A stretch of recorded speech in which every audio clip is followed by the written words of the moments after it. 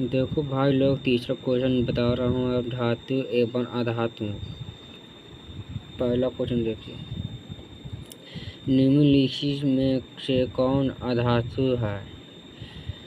Carbon. दूसरा lesson, निम्न में से कौन सा उप धातु है? दूसरा लेसन का सी।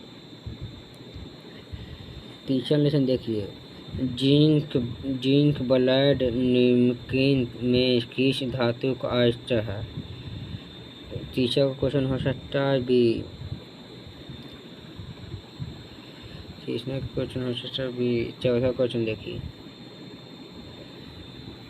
खाद्य पदार्थ के डिब्बे पर जिंक की बजाय टिन का लेप होता है कि?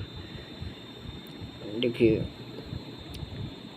टिन की अपेक्षा जिंक अधिक